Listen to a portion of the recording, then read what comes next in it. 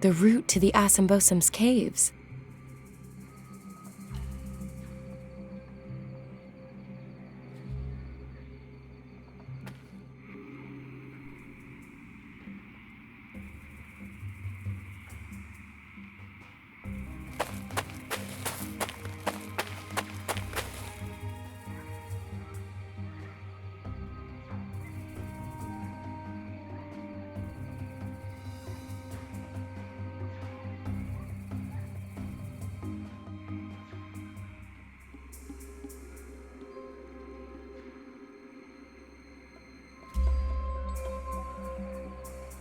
Looks like the Goethe plant.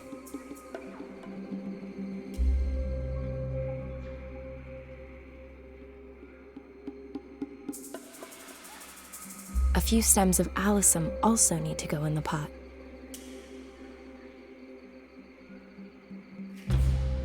Star lily. Very pretty. One blossom for my hair, one for the ritual, and one to stamp under my feet as an expression of rebellion. Father Samuel drew in.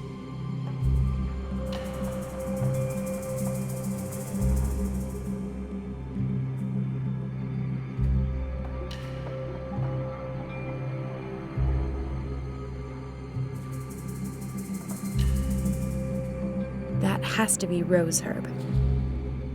I ought to concentrate on the plants I need, as listed in the diary. I ought to concentrate on the plants.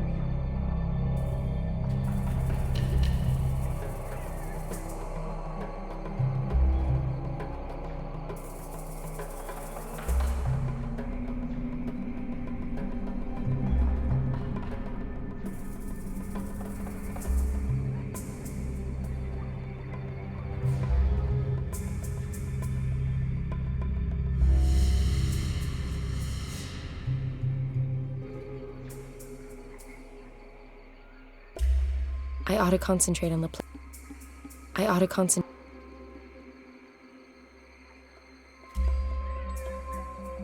I ought to concentrate on.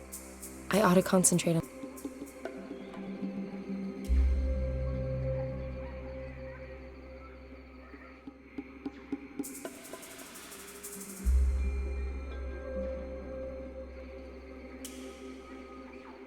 I ought to concentrate.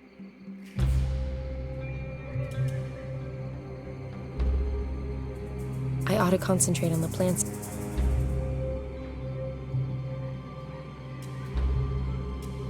I ought to concentrate. I ought to concentrate. I ought to concentrate. I ought to I ought to concentrate. I ought to I ought to I ought to I ought to concentrate.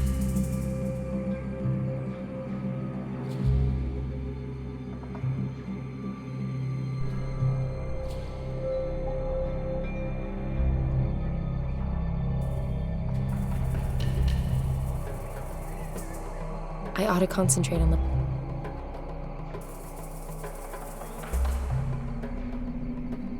I ought to concentrate. I ought to concentrate. I ought to concentrate on. I ought to concentrate. I ought to concentrate. One blossom from the hyacinth is enough, according.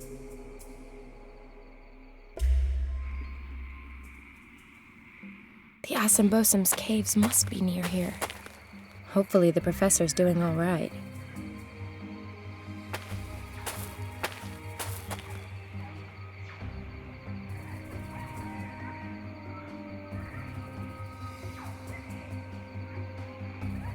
Let's decant this delicate brew.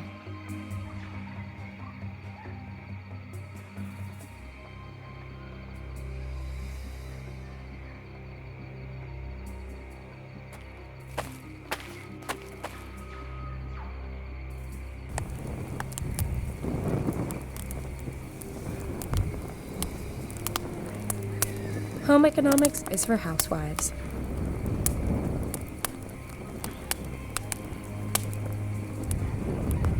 Boiling the lemonades produced a thick, sticky syrup.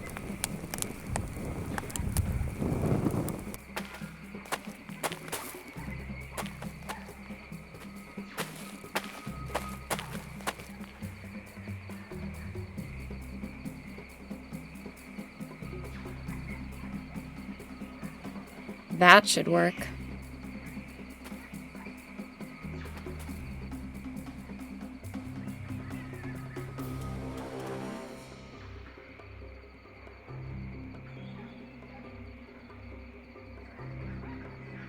Gotcha.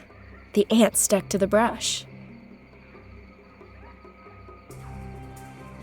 Almost too easy. I had to give it a go with chopsticks.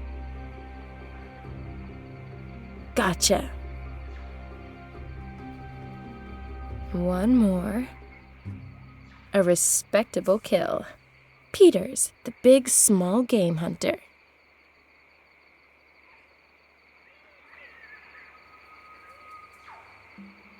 I'll check the first aid kit.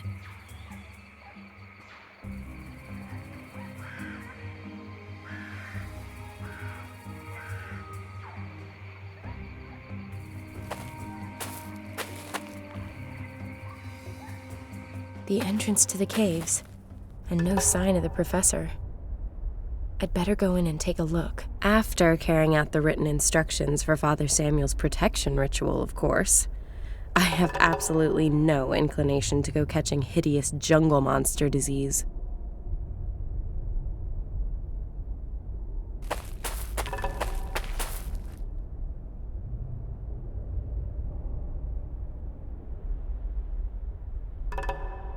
And in it goes.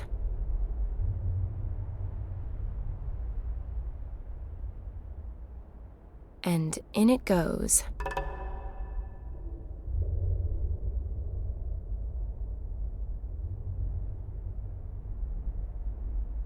And in it goes.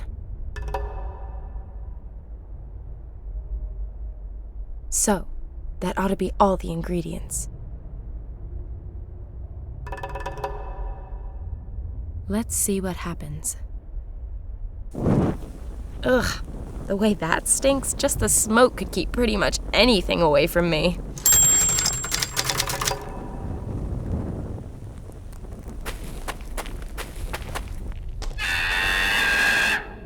Whoa, was that one of those things?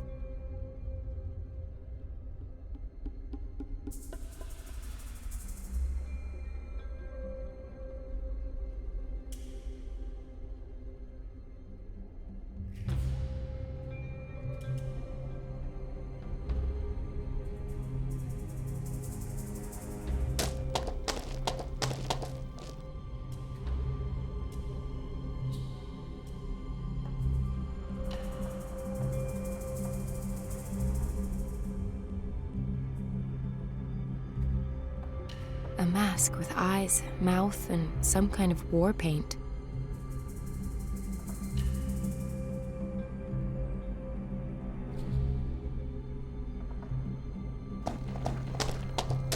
Even more passages. Really does seem to be more extensive than I first thought.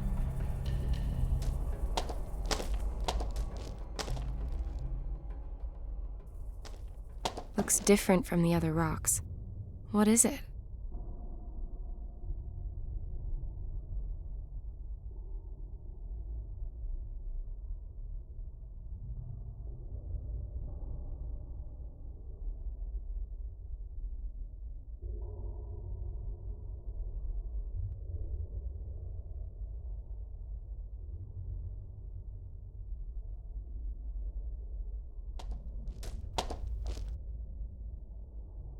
The obligatory mask.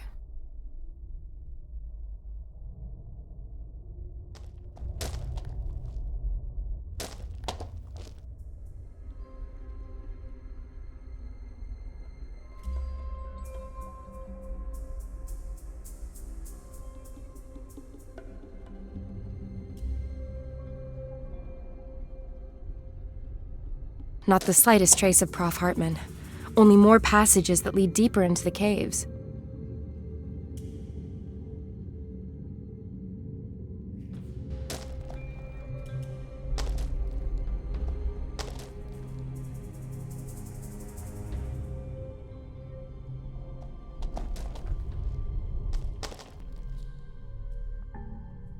Out of order.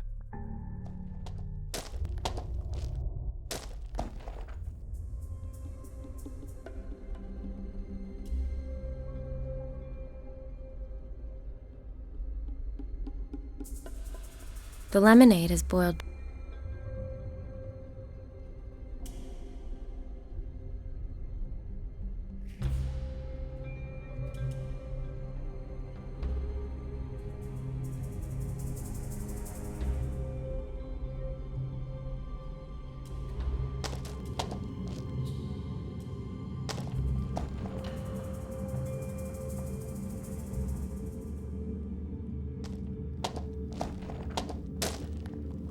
Let's fuel this lamp and see what happens.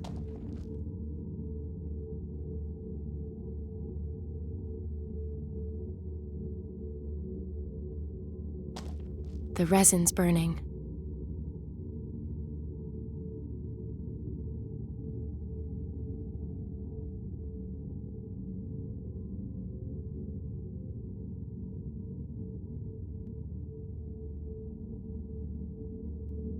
The lamp's focusing the glow from the burning resin onto the cave wall. I should take a closer look. It's like some kind of graphic novel. The story begins with a man choosing children from a large group. They follow him into a cave, and the door closes after them. The children continue to live there while the man teaches them to fight. The man also gives them food, and so the children gradually grow into men. But what is that? The children seem to change on the way. Their arms become longer, and they get great big fangs like predatory animals. Pretty gruesome.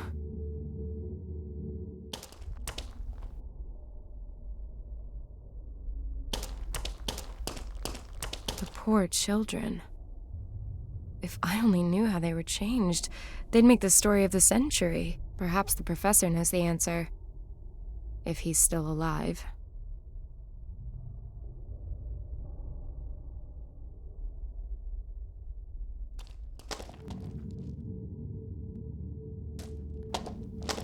I feel like it's there for a reason.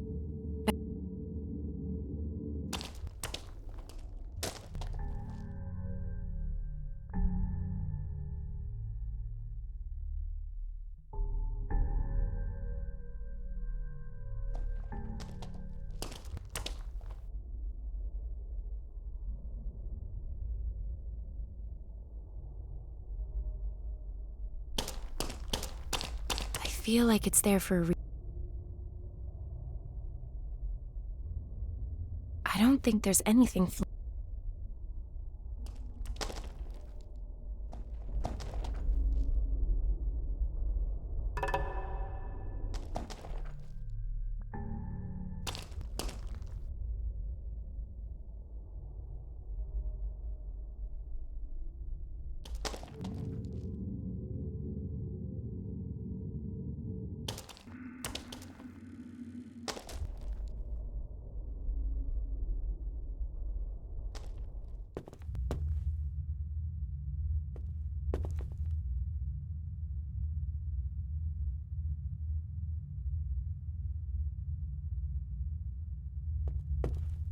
Let's fuel this lamp and see what happens.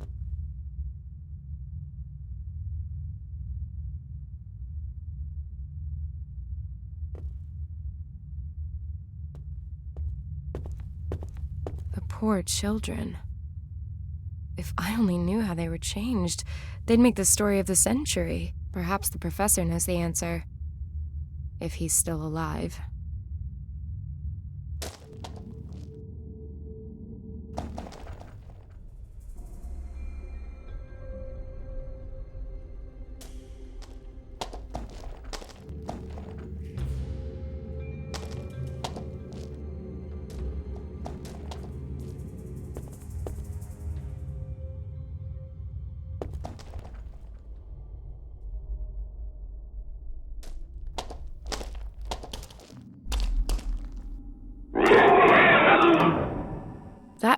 But was that an animal?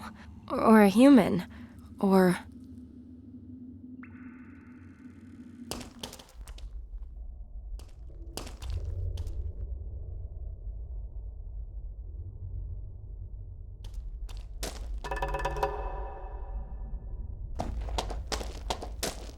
Let's fuel this lamp and see what happens.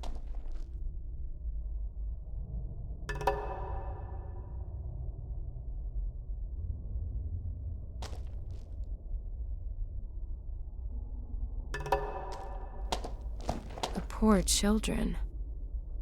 If I only knew how they were changed, they'd make the story of the century. Perhaps the professor knows the answer. If he's still alive.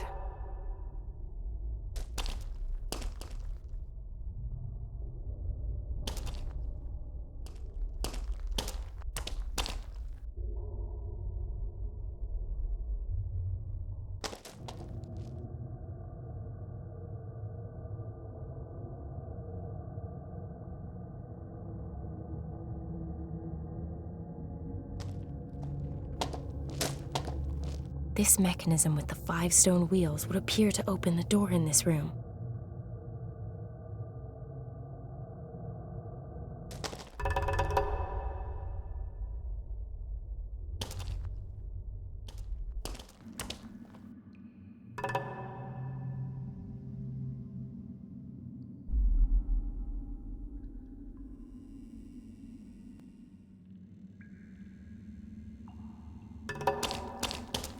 Let's fuel this lamp and see.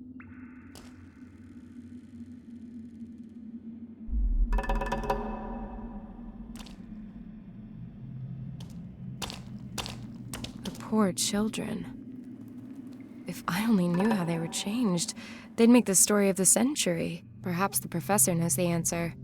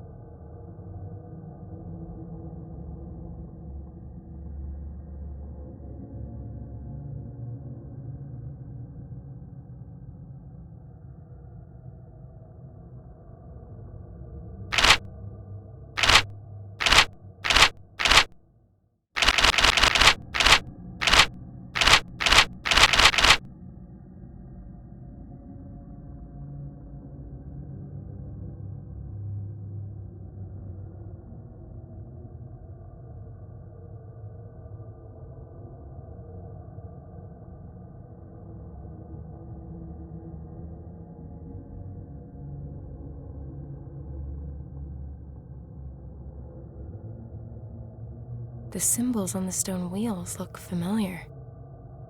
The symbols on the stone wheels look familiar.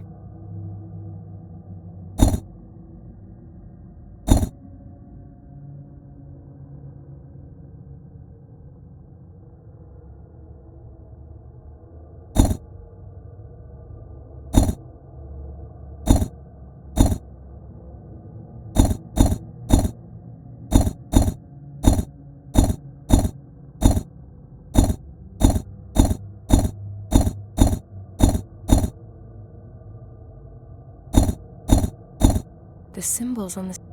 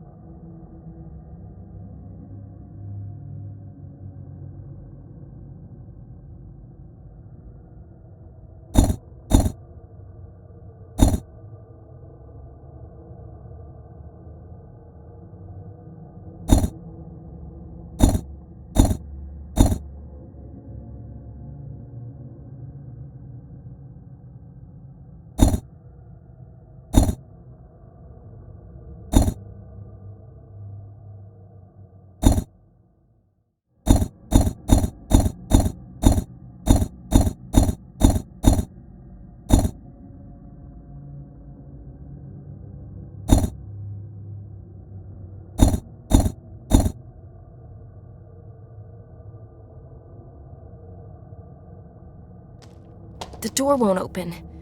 It's the end of the line.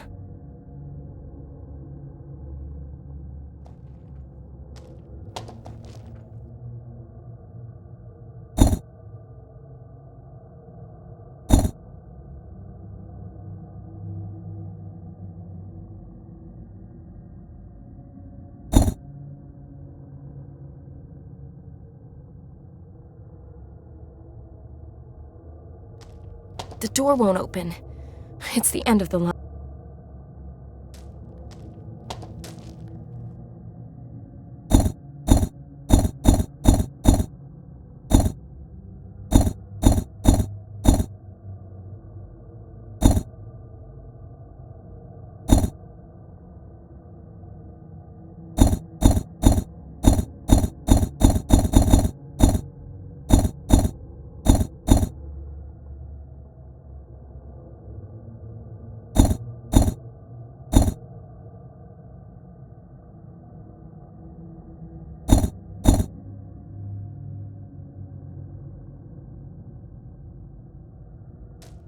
The door won't open. It's the end of the line. The door won't open. It's the end of the line.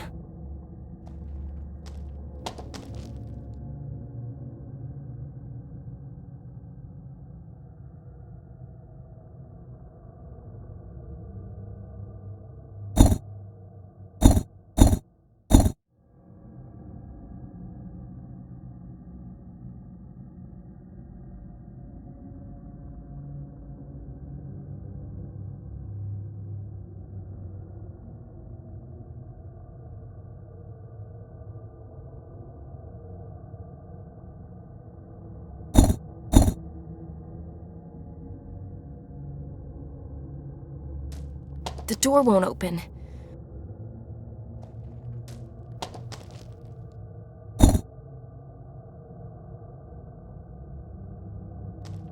The door won't open.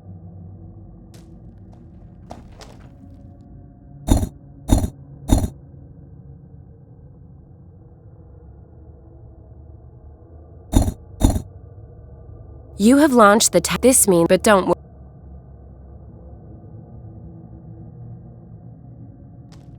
The door won't open. It's the end of the line.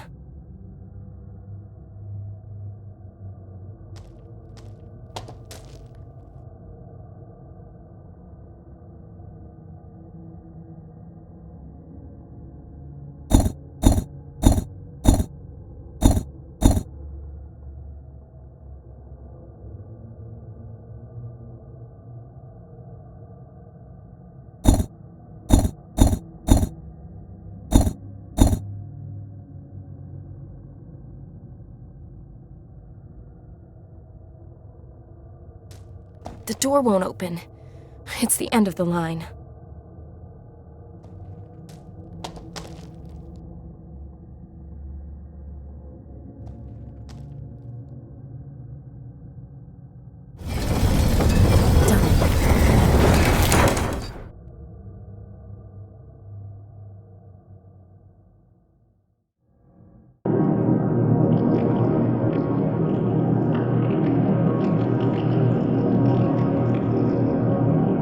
Professor! Those damn creatures.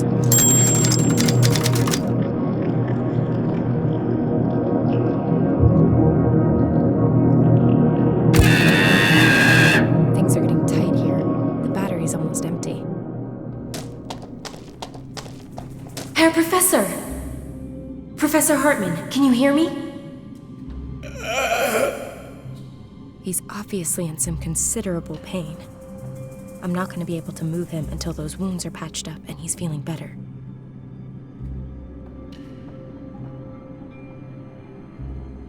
Here, get these down, you prof.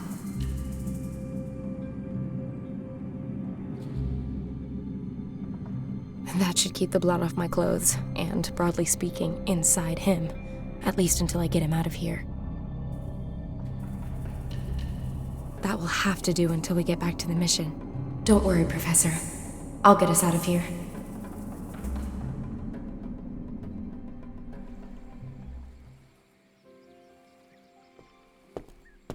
Hey, Professor. You look considerably less shit than you did when I found you 2 days ago. Welcome back to the land of the living. Thank you for the expressive compliment. The sisters have looked after us quite devotedly. And of course, my deepest thanks to you for your getting me out of there, Miss... Peters. Sam Peters. Ah, and you are the journalist. Please forgive me for setting off without you, but the situation left me with no other choice. Forgiven and forgotten. If you give me the story as promised. Of course. So you have a few minutes for me then? Take a long look at me. Do I look like I've got anything else planned? I'm just not entirely sure that I'll be able to give you all of the answers. Let's find out. You want to know what the Asanbosham are? Spill it, Prof. They are humans, I'm sure of that. Did you see the wall paintings in the caves? Yeah. The Ashanti were always a very secretive people with an extraordinary bond with nature.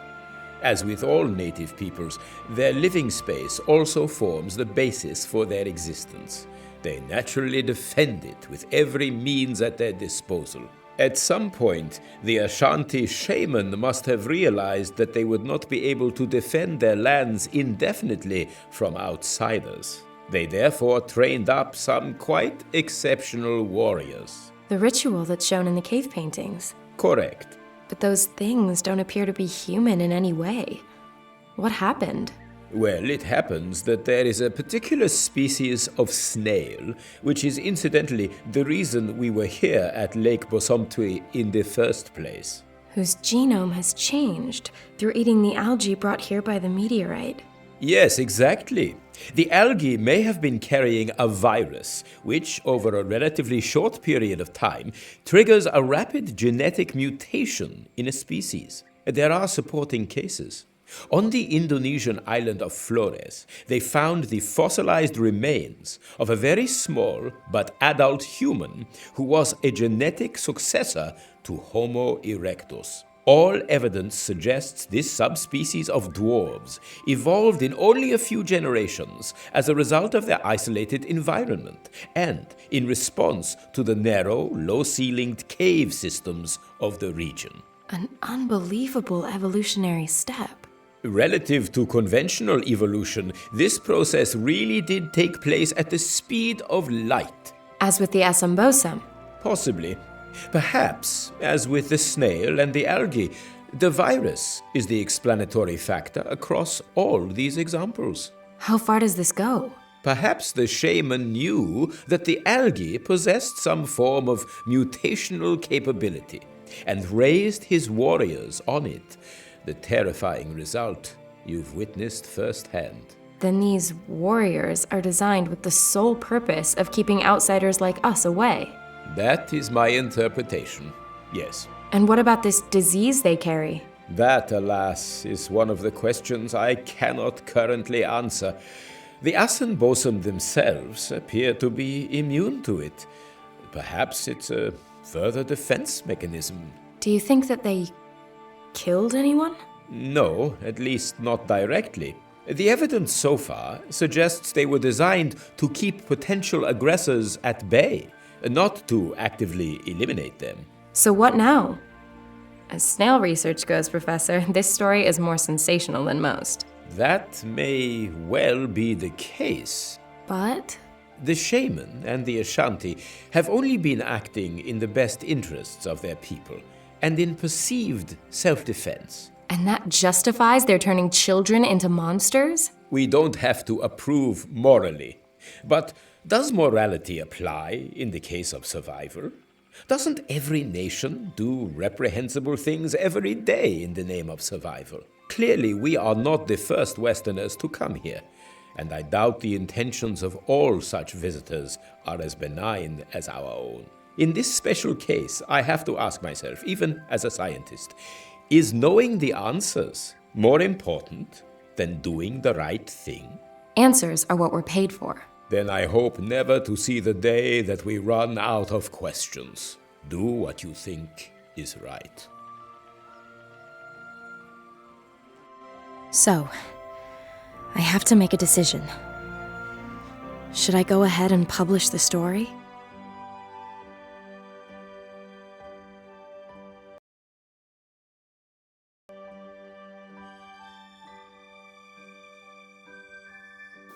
In retrospect, publishing the Asanbosham story really wasn't such a good idea. At least, not for the Asanbosham themselves. There was a gold rush. Scientists, journalists, tourists, even big game hunters. The military looked on and did nothing. The few game wardens were helpless. When mass demonstrations back in the West finally delivered human rights for the Asanbosham, it was almost too late. But at least the last Asanbosham had been freed from the clutches of unscrupulous zoo owners and show people. They've been moved to rehabilitation stations, where they're being prepared for their return to their original habitat. The Basumtwi has been declared a World Heritage Site and Nature Reserve, monitored by an international protection force. Oh yes, and as for me, well, the story made me a small fortune, some amount of fame, and a not-so-small sailboat. In fact, a vast one. So, not such a bad ending after all.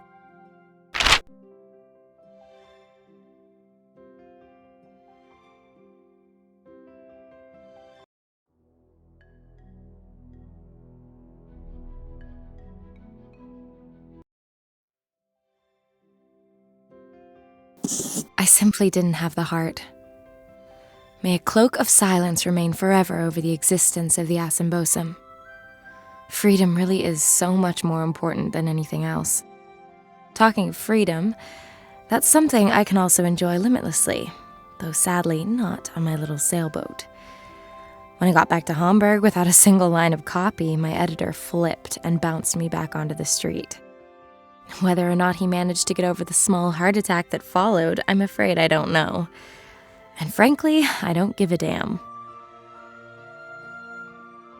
It's time for me to drop by on Max in Berlin again. Perhaps he'll finally even introduce me to his beloved Nina. From the way he went on about her in Indonesia, I don't think they'll be apart for too long. And maybe he'll have a fabulously lucrative job for me and get that sailboat back on track.